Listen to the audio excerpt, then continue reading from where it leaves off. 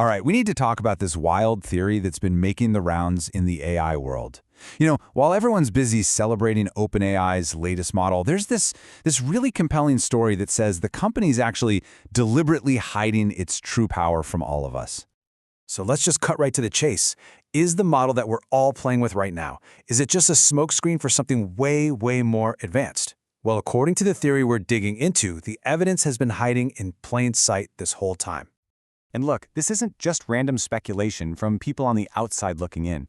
This quote, it apparently comes directly from people inside OpenAI, and it hints that the models they show us, the public ones, are always, intentionally, a step or two behind what they've really got.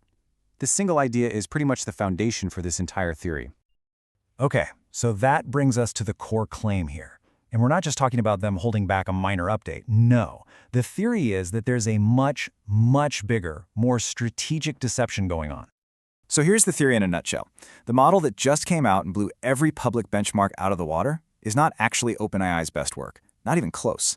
The idea is that they have something so much better just sitting there that they've simply decided not to show us.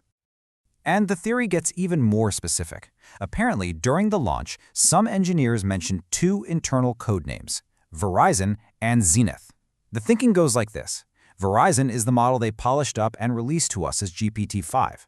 But Zenith, well, Zenith is the real monster, the truly groundbreaking AI that they kept under wraps, and one that supposedly makes our new public model look like a child's toy. Now, a claim that big, you're going to need some proof, right? Or at least some evidence?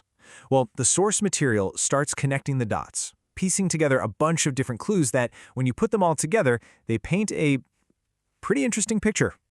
A lot of people who watched that launch event just felt like something was off.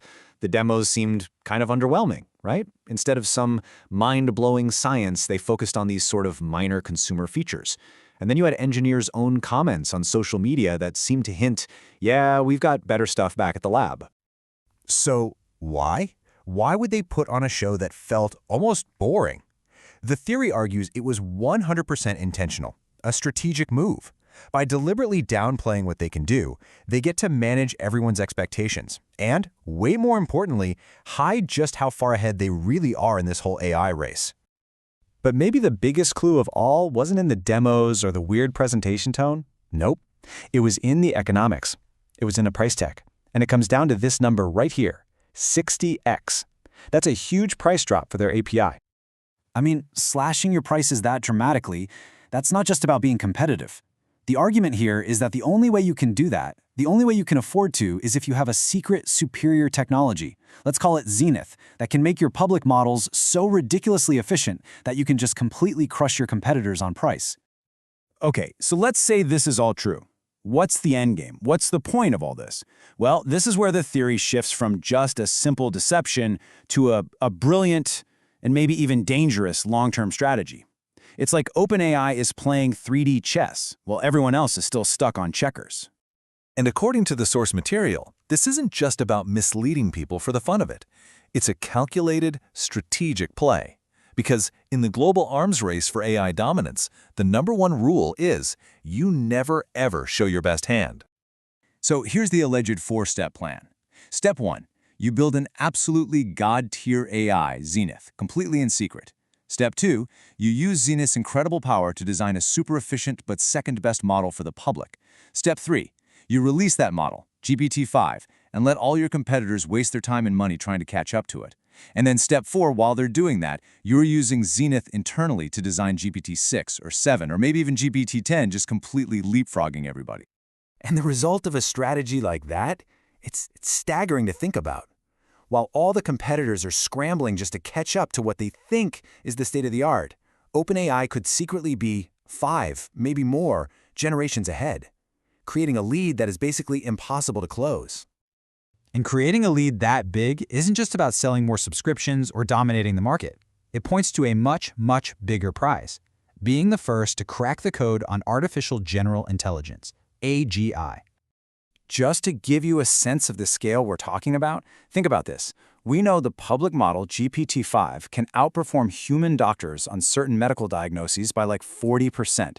Now, if that's the dumbed-down public version, what in the world could Zenith do? The speculation is that it's getting close to superhuman reasoning, not just in one field, but across every field, solving problems we haven't even thought to ask yet.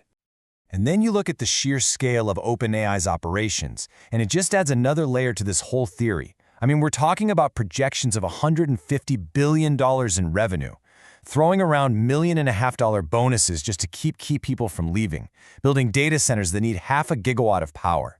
These are not the actions of a company that's just making slow, steady progress. These numbers are just astronomical. And financially, operationally, they really only make sense if you believe the company is betting the farm on a secret weapon, a massive technological advantage that nobody on the outside can see. An advantage that might be called Zenith. All right, so let's just entertain this theory for a second. Let's say it's true. What does that actually mean? If one company has this kind of secret, unassailable lead, what does that mean for, well, for everyone else? The source material paints a pretty scary picture here. A world where the technology gap between this one company and the rest of humanity becomes so enormous it can just never be closed. I mean, what does a world like that even look like?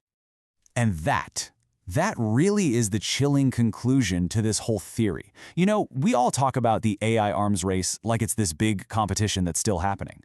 But what if it's not? What if the race is already over? What if a winner was declared in secret and nobody bothered to tell us? And that really leaves us with one final kind of haunting thought. If any of this is even close to being true, then the entire conversation has to change. The question isn't, does OpenAI have superhuman AI in its labs anymore? The question becomes, what are they planning to do with it?